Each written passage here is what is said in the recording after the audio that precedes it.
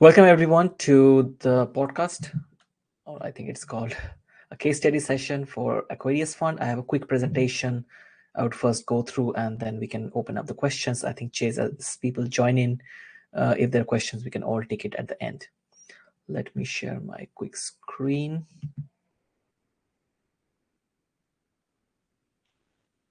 Hopefully the audio is good, so everybody can hear me. Okay, so today's topic is about a case study of Aquarius Fund. It's a alternative investment fund that has been tokenized on the Liquid network. And I will talk about how a fund, which is also a regulated fund, can be tokenized on Liquid and can be brought at the moment in a complete tokenized format. So the parts of the presentation there will be three parts. First part, we'll talk about the opportunity, why it's interesting to discuss today about tokenization of investment funds, why it makes sense, and where we see the future, what are the benefits that asset managers or fund managers can actually achieve. The second, we will talk about a bit of Aquarius Fund. Aquarius Fund is one of the fund that is listed on Stokr. It's a fund that is managed by Seco Securities. So I'm also, just for full transparency, I'm also the manager of Seco Securities, but the current presentation what I'm giving is using my hat of Stokr, on which the Aquarius Fund is hosted. The third topic we'll discuss about the role of Stokr and how an asset tokenization like this or the fund tokenization takes place and what the kind of technical elements of it are involved. So it's a very interesting where we are currently standing in terms of the market. The amount of crypto wallets or blockchain wallets have significantly increased over the years. And we need to understand in the current capital markets, after the NASDAQ came in, we did not see any fundamental shift in the capital markets, how the capital markets transact over the years. There was a dematerialized securities that took place back in the days with the NASDAQ that actually came after we used to trade for years of shares with the paper base where trucks used to go to brokerage house to brokerage house. We moved from that model to a dematerialized model where there is still a central depository house where the physical shares or bonds are recorded, and then all the parties actually kind of digitally trade that, but still there is required a centralized third party. Now we are moving to tokenized world where you don't require a CSDs to hold the paper certificates in a file or in a database or in a server or whatever it is. The investors can actually hold the securities in a complete, I would say, full ownership model. That means the investors, when they hold the securities in their blockchain wallet, they hold the full ownership of the assets. Imagine like this way, for example, if you have a shares and you're holding the share certificates in a paper, instead of holding the share certificate, the token, which represent the shares, you're holding it. And by the virtue of holding the token, you're actually holding those shares. This is a concept which we can definitely enforce, and we have already enforced in Europe. In US, a little bit differently it works, but my purpose of the presentation and the talks will be around what is happening in Europe, because a lot of things at the moment is still not possible in US.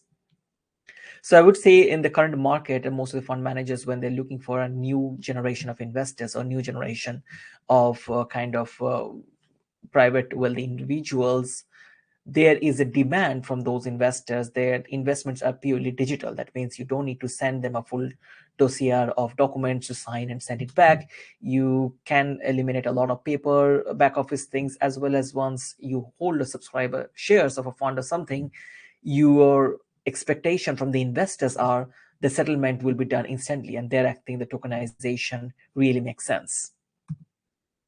Now, the three key elements and what we identified at Stokr over the years by discussing with number of asset managers from big size to mid size to small asset managers. And this is where I think the inputs that we can bring in, we see there is collectively everybody almost have told that they're looking always to expand their investor horizon. That means they're always looking how to get the new generation interested in their funds, interested in their vehicles, constantly on a recurring basis. And when you're looking for attracting those new generation, you always think of how to make it digitally, because the new generation wants more and more stuffs in digitally, because they're managing most of their accounts, most of their portfolios, most of the taxes, everything digitally.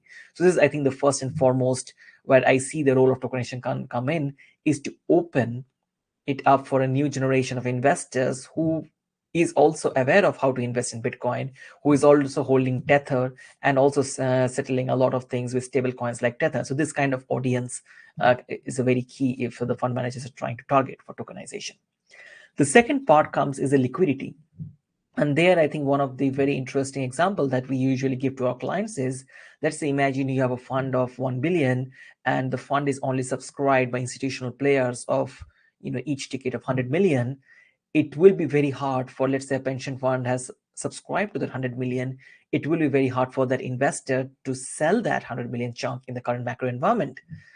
But if that investor wants to break those chunk of 100 million into 1 million even, the back office work or the management cost can be huge, that the expense ratio of managing such a structure will not be feasible for any asset manager or investor. But here comes the role of tokenization or the role of technology, where those subscription units can be divided into smaller tickets, even if 1 million, even if 100K, and that will not proportionately prorata in, I would say it will not be directly like connected to the increase in the cost, because if to a certain extent I will expect the curve will be the cost will increase for fractionalization, but after a certain time the cost will decrease. In traditional, it may decrease at a very steep peak, but in if I use technology or something like that, I can actually reduce that element of the curve. And this is where I think can be interesting for a lot of asset managers, is to think, okay, if I am trying to attract new users, I am also attracting kind of new liquidity. Does my cost increase? And if it's yes, it's a significant increase, then they will not go for it. But here tokenization can actually reduce the cost. The third part comes, which is very key, is the counterparty risks. More middlemen involved in the process of asset management, more risks increases. And this is what we are trying also at Stokr to always understand, is any kind of tokenization should be an optimization process, not bringing more and more third parties into the process. And if you can do that, we can definitely reduce the risk. And that's what we have done for Aquarius. And I will come in a few minutes on that point. Now, the Aquarius Fund, which is a Luxembourg-based alternative investment fund, has been established in 2022, last year, January. The AQF, that is actually the units, the fund units, how we call it is AQF, that's actually issued by the Aquarius Fund. Aquarius Fund is a very traditional alternative investment fund vehicle from Luxembourg, nothing crazy in terms of the vehicle. But what is interesting is how we have issued the fund units. The fund has performed quite nicely. It's not, I'm not promoting over here any kind of return expectation, but what has been done, the past performance does not guarantee the future return. So on that perspective, the fund's main aim was to actually generate a very stable, conservative return. The fund usually lends out to selected individuals, corporates, and selected companies in the space, which has a high reputation in the market and also have the liquidity. And the fund lends out these are short-term loans, which are usually given for not more than 3 months. And these are denominated either in USD or USD Tether. And the fund, if you see in 2022, the fund was very conservative. We did not lose any of our investors' money in 2022.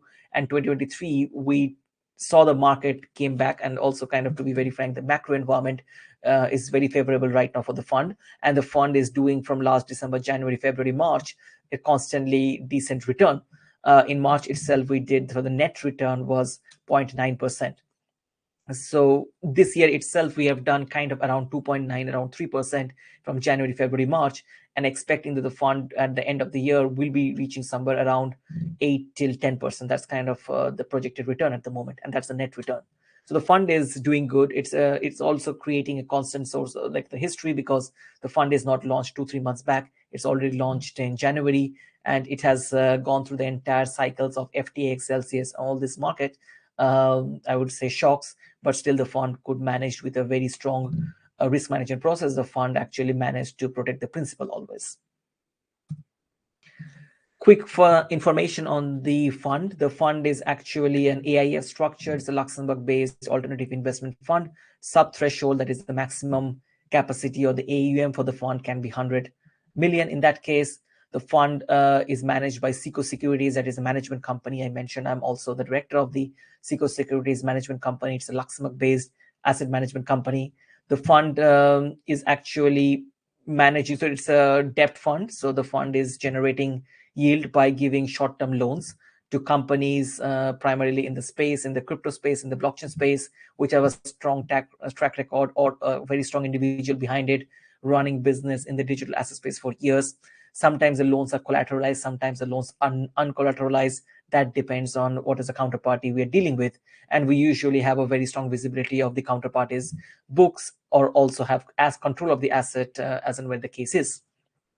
And how we generate those connections is because we have spent in the market for years. We have already created some interesting connections, relationships in the market, and we are leveraging that. And we realize we can be in a very nicely position in the market to use those networks that we have created to provide this return to the investors that are looking to generate the yield. The fund is actually directed for corporate treasurers, high net worth investors, family offices who have some capital at the moment which they don't need to touch it, and they want to deploy the capital to generate some yield, and they can also withdraw on a quarterly basis. Because the fund's redemption cycle is quarterly, so every quarter the redemption can happen, and investors can subscribe on a monthly basis. The minimum investment for the fund is 125,000 euro at the moment, and it can be subscribed both in USD as well as in USDT. We were taking initially euro, but now we have dropped it because there was at one point we lost in some FX. So we decided to stick to the USD because the fund is being accounted at the moment in USD. The performance fee and the management fee for the fund is a 120 model. That is, the fund is, and the management company is charging 1% asset under management fee, and the performance fee is 20% on the net profits that the fund is generating.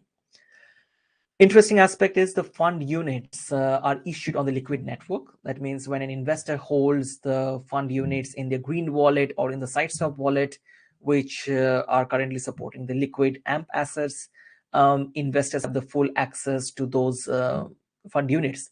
And if they want to redeem, they simply send the fund units and tokenized AQF to Stokr, and then from the Stokr securities, they get the redemption amount back. The fund also in the March got listed on Sideswap. Sideswap is a decentralized exchange where investors can actually do P2P atomic swap in that sense. That means if an investor doesn't want to wait for the redemption cycle and they find a potential buyer of their fund units, they can settle on the Sideswap. The Sideswap is providing the facility of the DEX technology, and that's where a lot of investors can actually go for and do an atomic swap. But in that case, we are ensuring that these fund units are not in the hand of retail, and is also kind of all the requirements from a Luxembourg regulatory perspective are adhered to. This is also kind of considerations are there. So fund units cannot be traded at a smaller denomination like $10 or something, but investors have to have at least this 100,000 limitations factor when they are trying to use the atomic swap over there. This is already embedded on the Sideswap at the moment. Now coming to the role of Stokr and what is the asset tokenization here in means, and the tokenization, what does it really mean? Tokenization is a very simple concept, and certain jurisdiction is considered in a different way as compared to in Europe. In Europe, when we talk about tokenization, it means converting a digital rights, a financial rights, which is held in digitally or on a paper, into a pure digital representation of a token. This token can be ideally on a DLT ledger. And when I'm talking about DLT, I'm talking about public permissionless architecture, not a private chain. And when investors hold that, investors have the full access right of the securities. One key aspect of those securities or tokenization is those security tokens or digital securities can only be held by KYC'd and identified individual. It's a regulatory requirement. It ensures that the issuing party does not have any legal obstacles, and because the moment we enable this to be traded by a non-KYC individual, sanctions and others violations may potentially happen, and in that case the issuer will be legally liable. In that case, in this case the investment fund will be liable for that. So to ensure this kind of securities does not come to the person who are in sanction regime, or does not come to the countries like, for example, US investors cannot invest in the fund. So all these regulatory restrictions are adhered to. There is a whitelisting process. That means the investor has to first do KYC AML on Stokr, because this product is on Stokr. Once they do the KYC AML, they have to pass the investor qualification test. Once they do that, then they connect their liquid wallet, and then they can invest. So that's how it is done. I will maybe quickly show here as we are speaking the Stokr page. So I have already logged in and I want to show it to you. So this is the page. So let's say, for example, if you come on the Stokr, you create a Stokr account, you actually can connect different wallets. And this is where I'm coming in here. The different wallets can be the liquid. Right now we are supporting green wallet as well as a sideswap wallet, and that's where you can connect. And the investors can actually see all the overview transactions over here. And this is kind of what I would say the investment dashboard, where you can see all the transactions, all the distributions, all everything, whatever you are seeing. At the moment, I have some transactions. This is it's coming from the liquid server, so it takes some time for a certain minute. But these are the transaction informations as an investor I see on Stokr.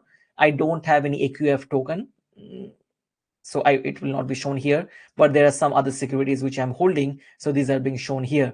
And when I'm buying the securities, all the documents will be visible here. So as an investor, I can keep a track of whatever legal documents I have signed or whatever I have entered into at the moment. So this is, from an investor perspective, this is kind of the journey that I go through, and this is the UI that I will face via Stokr. Let me go back to the presentation again.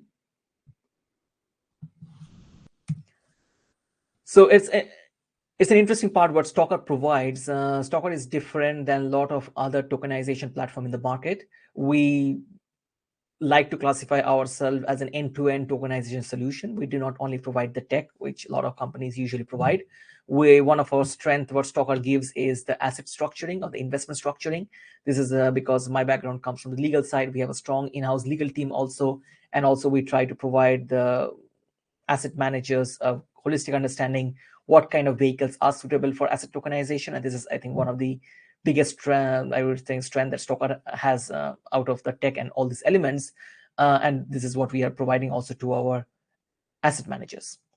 The second is the user interface. We try to make the user interface as simple as possible, because we know a lot of asset managers or the issuers or the investors are coming from the TradeFi world, and they may not be super accustomed with all the private public key structures. So we do not try to remove that from their perspective from the UI, but we try to explain them and kind of handhold them at any point of time. We use the liquid network at the moment for most of, I would say, almost 100% of our assets at the moment is on liquid. We had few other implementations in the past, but we are kind of migrating all to liquid at the moment.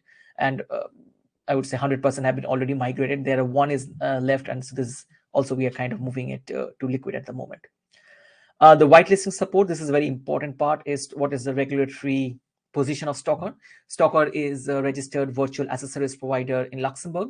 We are registered with CSSF Luxembourg, that is the financial regulator in Luxembourg, and we are entitled for that purpose to do AML KYC check, and that's why we are obliged entity to do AML KYC check on every investor who is investing on Stokr, be it with crypto or be it with fiat.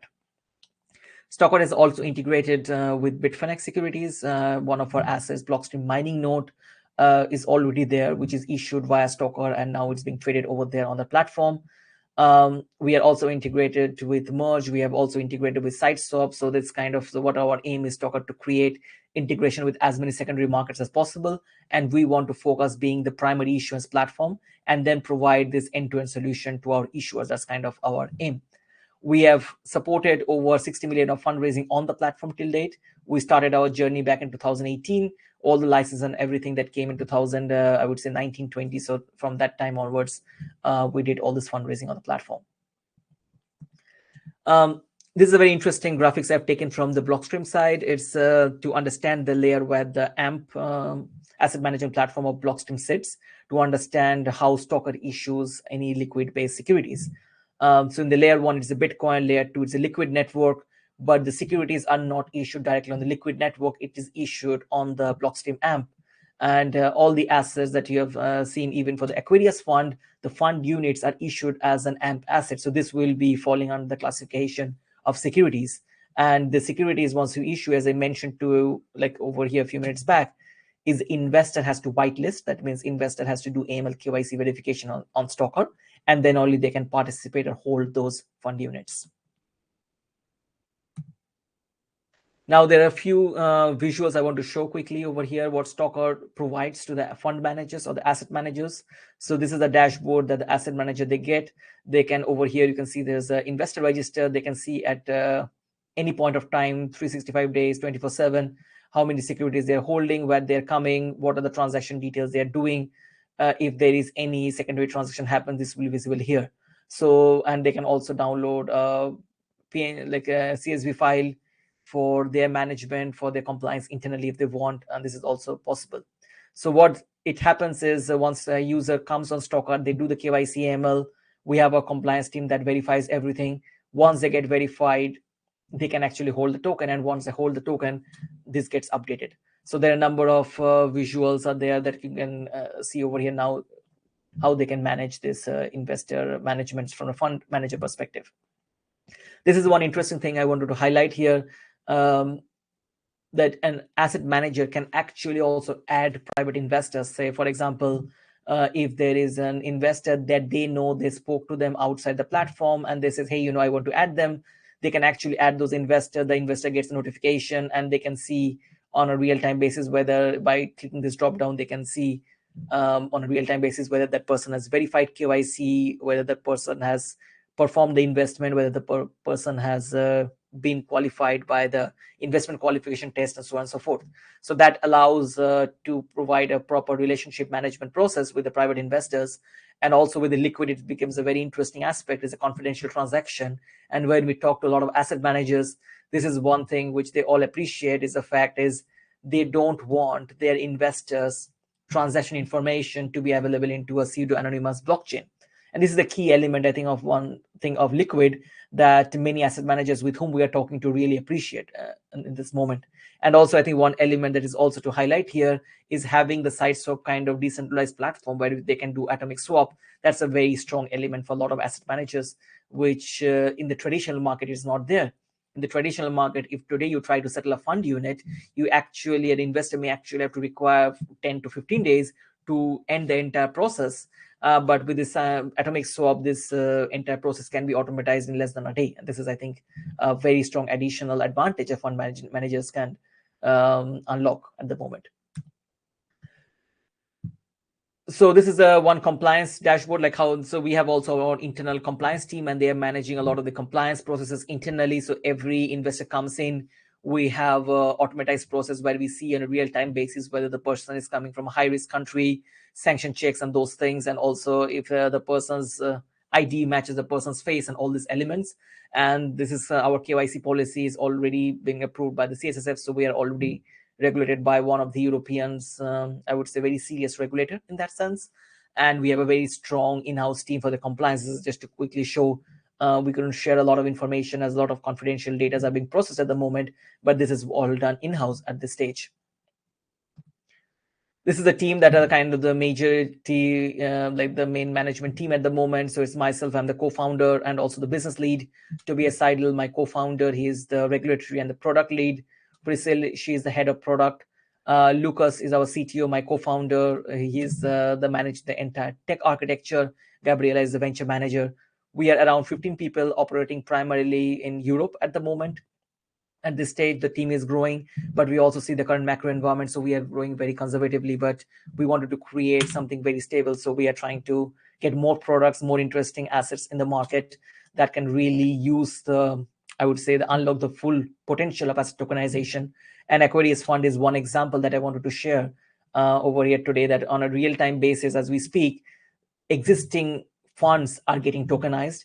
Aquarius is one use case, but I think with that, we will see a lot of bigger asset managers can feel comfortable and say, hey, a Luxembourg-based fund, and Luxembourg is one of the biggest fund jurisdiction outside of US. And there's a reason it's a very interesting test case, what we did here. And I would say this can open a lot of conversation with a lot of other asset managers who are also issuing it from Europe. So this is my email.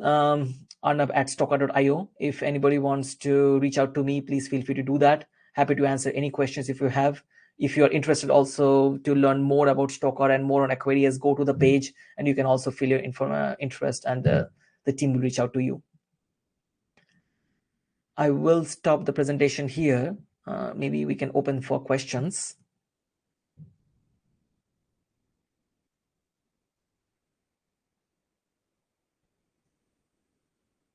I see there are some questions already there coming in. Okay, I think Chuck has a question. How does Aquarius pay out to investors? Do they send USDT to the investor or standard bank transfer? So Chuck, Aquarius can do both USDT and USD. At the moment, we have closed the USD option because of the current US bank things. We are facing some difficulties on that, but we are expecting to again enable it in the next few weeks. So there will be a banking partner soon to support on the USD side. But at the moment, the redemptions are primarily happening on USDT at this stage. But we also in the past we did some USD redemption, so this is it is not out of the picture, to be honest. The second question is, can you describe the investment strategy, how AQF earnings yield, and essentially USDT arbitrage? So we are primarily giving the lending out to third parties and generating the yield, and these third parties are reputed third parties. And as I mentioned in the call in the presentation, this is being generated because there is a demand of borrowing USDT in the market, and there is also a demand of borrowing USD in the market, and USD is one of the global currencies in that sense. So there is already a demand, and we are kind of seeing the demand has increased over the last couple of months, and this is where we are kind of entering into. What we are trying to also be very conservative. We don't put any money in DeFi, yield aggregator, and those kind of things, because our aim is to protect the principal, kind of generate a decent return, which definitely should be above the T-bill interest rate. So kind of that's the reason we are looking for a soft spot of about 8 to 10% annualized net return. That's kind of the target that we're looking for at the moment. And so we don't have to go crazy and going to a very unconventional method to generate yield. So what is the latest on possibility of investment on Stokr company coming to US? What happened on the regulation front? So US at the moment still it's I think Gary Gensler has to come up with some interesting perspective, but I think the US is becoming a very geopolitically shaky market for any kind of asset tokenization. And we are primarily focusing on the non-US market, but definitely we have a lot of partners there, and we are constantly discussing on how to open that, maybe not directly via Stokr, but via partner. But this specifically Aquarius fund is not open for US investors. It's primarily a non-US product at the moment. In your opinion, how does Stokr get more securities on their platform? Do companies come to you wanting to list a token, or is investors asking Stokr to work with companies to create a security? So mostly we are getting inbound requests. We definitely have a strong sales funnel also. But what Stokr really focuses, we don't want to have a huge number of projects on the platform. We want quality projects. We want projects where we feel comfortable to support the founders. That's the reason we are becoming very conservative on onboarding. You will not see a lot of projects coming every monthly basis. We are trying to be very cautious because reputation is key in the market. And when an asset owner or any issuer comes to us, they usually come to the idea of they require to access capital market funds. And there we help them to structure, there we help them to take the full journey, and we help them to structure the entire security token in that sense. This is actually what our key is, because not only providing them tech, but also providing them the structure, as I mentioned. The Aquarius security requires a minimum of 125K investment. Is the reason that is the case. Securities pick their own minimum investment as a token. This is a regulatory requirement. So Aquarius is not a retail product. It's a professional investor product. That's the reason under the European capital market laws, we have to keep the threshold. So that's the reason for that. Maybe you can elaborate on the monthly return is handled, compounded, not paid out as dividend coupon.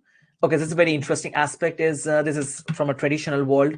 And this is different what you are seeing in a lot of crypto companies, right? A lot of crypto yield generation like Celsius and others, they were paying interest on daily or a monthly. This became tax-wise a nightmare for a lot of people, primarily for high net worth investors or asset managers or corporates. And that's the reason the idea is called you increase the NAV, the net asset value. That means, let's say the fund is there, fund made an income in March. What we do is we do the NAV calculation, the net asset value calculation of the fund units, and the net asset value increases for the fund. Let me share maybe quickly the screen here. That may be interesting to explain.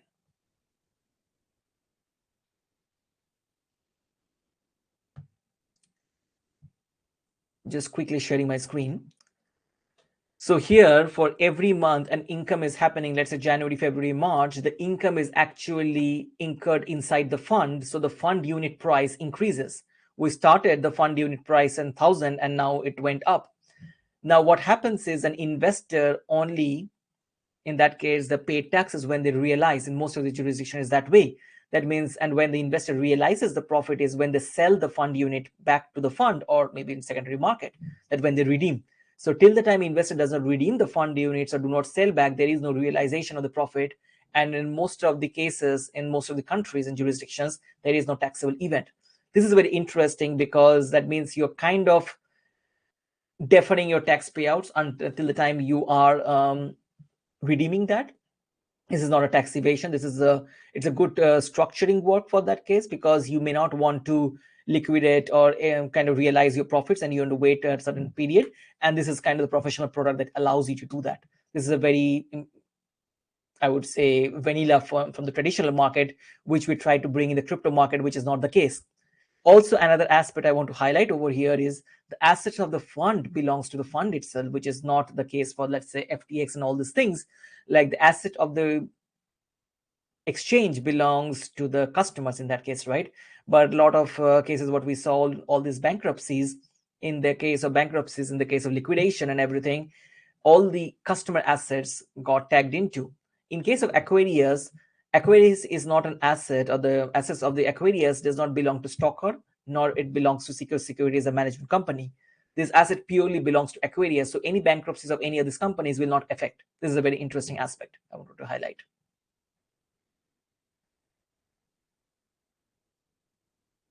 Regarding Aquarius, do they have to teach their investors how to use crypto to pay their payments? Are the main investors already familiarized with crypto? Yes, there are a lot of investors who are coming on Aquarius. They are familiarized with crypto. They are paying in stable coins, but also, as I mentioned, we are also accepting USD. So there are also people who are investing in US dollar via the bank transfer. So they're kind of mixed network. But I would say primarily the most of the people have actually have some exposure with crypto, because explaining an investor how to create a wallet and generate I would say the liquid address and then to hold the token, it takes an effort, and they are a little bit sophisticated in that regard, I would say. So if you swapped it in the market, would it reprice in a bit like a bond incorporated returns since the start?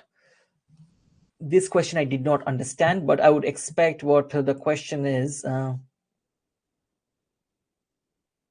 So it is a debt instrument primarily. This is and the debt instrument, in that sense, when you buy in a subscription price, that is your cost price, and any difference at the time of the NAV increasing, that's your difference, and you pay the taxes on that.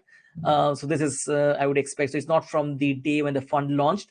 Your tax obligation, it should be calculated based on when you subscribe the fund unit. So let's say you subscribe on, let's say, 31st of March, you subscribe the fund units, and your then returns will be calculated as of 1st of April onwards, not what the fund did before. So let's say you buy the fund units today, per token, per fund unit price $1,063, and when you're redeeming, each is costing $1,094, something like that. That's the difference between 63 and 94. That's the difference. It's your profit, I would say. What is the interesting regarding Stokr pick high quality deal opportunity? Can you disclose how many apply on Stokr and how many do return turn away? What does a company high quality means? So we get lots. So I would say every week we are getting over 15 to 20 companies coming on our way. We may take only 2 to proceed in the conversations to go, because we ask a lot of questions preliminary to not spend so much of the human resources to really go through all the projects, because many people just come who are not fundable, and they think tokenization will give them some money, which we do not believe in fundamentally. So we definitely turn down a lot. But where we see the most of the quality companies are primarily from the word of mouth. We get a lot of recommendation from that company's existing investors, or somebody who have invested in some of our products before. So this kind of recommendations we really value. And we also try to provide some kind of referral fee structures to some of our partners who provide constant high quality deals to us. This is how we are getting at the moment. So I cannot give about the how many numbers are preliminary, like we're declining, but you can see based on the fact how many projects comes on the platform, because most projects who have to come on the platform also have to go through DD. They have to pay the Stokr fees, and they have to also ensure they have a capital for all these investors tasks, investor relationships management, and those kind of things. I think Adam's question is, I mean, the price when you buy or sell on the market later, the price would be presumably to the close of the NAV price. Exactly. So that it will be your profit will be determined by the price at which the fund units will be sold, and fund units will be sold ideally at the NAV price, because even if you're using side swap, let's say, I don't expect somebody would like to trade at a very high premium than the side swap price. It doesn't make sense because the underlying assets are not so speculative. There may be a discount, I would expect. Side swap, a certain redemption can take place, or atomic swap can take place at a discount, but for a very high premium, I'm not expecting. So that's I would expect it will be somewhere around the NAV price. Those settlement will take place.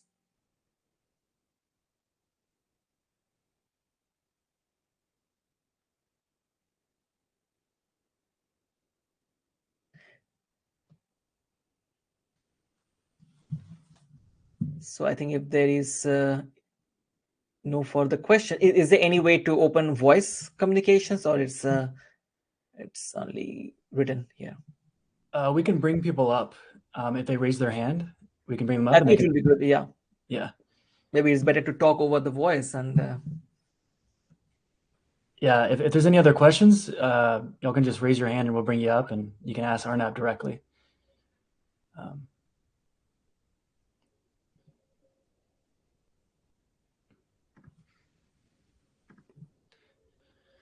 But if not, I mean, it was a great presentation. It was first time learning about the investment, and yeah, unfortunately I'm in the US, so I can't access it, but maybe one day.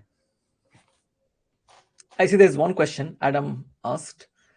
Could it be used as a stable coin, like you could send it to another user if it's whitelisted?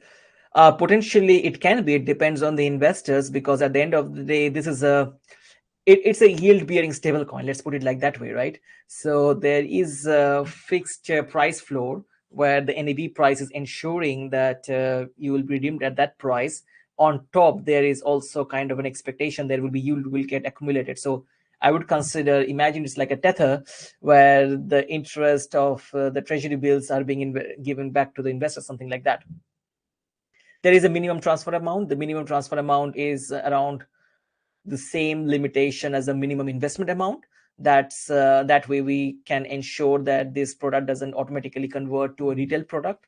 But we are also talking to a few other exchanges potentially in the future, where exchanges may have some discretion to allow their investors to trade at a certain denomination which may be lower, subject to definitely the exchange's regulatory status. This is nothing to do with Aquarius in that case, or for Stokr in that case, but not at the moment. At the moment, we need to ensure that the minimum investment amount is ensured when the minimum transfer is happening.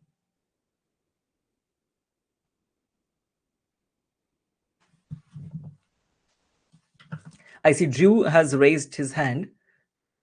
Drew, feel free to come. I don't know how to invite you, by the way. Chase, if you can help me on that.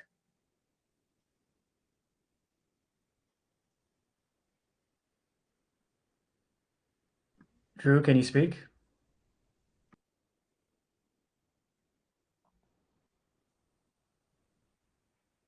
I see, Drew, you are here now. If you want to speak, feel free. Yeah. You have to unmute yourself, Drew. Technology is hard. Thanks, Arnab. Can you hear me? I can hear you now. Yeah. Perfect. Thanks for doing this. Are there a lot of other chains that are coming to you asking to become a regulated security? So, for example, someone from ETH is coming to Liquid and they want to do it legally. Is that a popular thing? So we actually got, interestingly, as you asked this question, there is one company we announced a few days back. It's Global Cannabis Holding. They issued their securities on Polygon, and they faced some difficulties over there, and now they're moving to Liquid. They announced it yesterday. It was an article on the Forbes a few days back. So I think there are a few elements. Definitely, transaction fee is one thing. Now there is another part which will be interesting is a lot of this crypto assets can be coming under securities law. Sorry, my throat got dried up. So a lot of these crypto assets may come under the securities law with the recent incident with Bittrex. So there may be also some clarity for a lot of asset managers. Primarily, they will look for a platform which doesn't fall under those securities purview and those enforcement actions for SEC, right? So we are seeing some also projects coming from existing like other crypto or altcoin assets to liquid because they also see the projects like Blockstream mining node, Bitfinex securities supporting El Salvador's bond.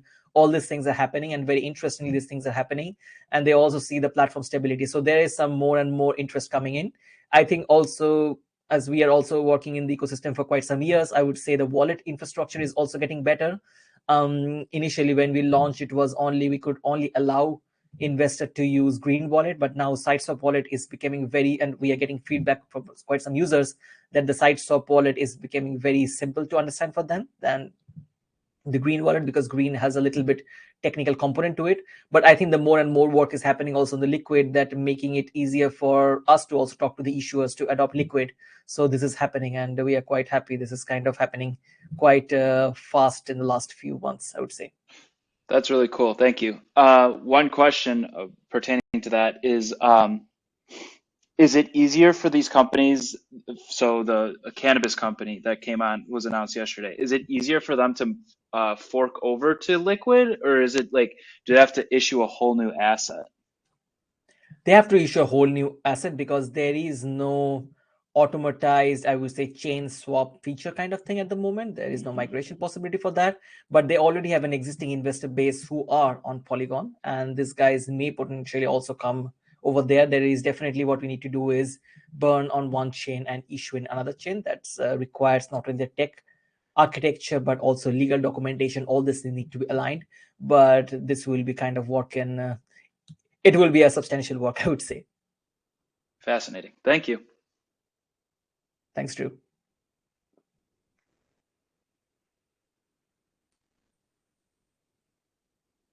Okay, I don't see any further questions then. So I think we can end the session here. Chase, if you're fine then. Yeah, that's great. Thanks again for coming on.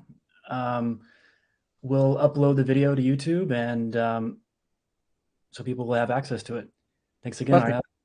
Perfect. Thank you very much for having me also. Take care. All right. Bye-bye. Thanks, everyone. Bye.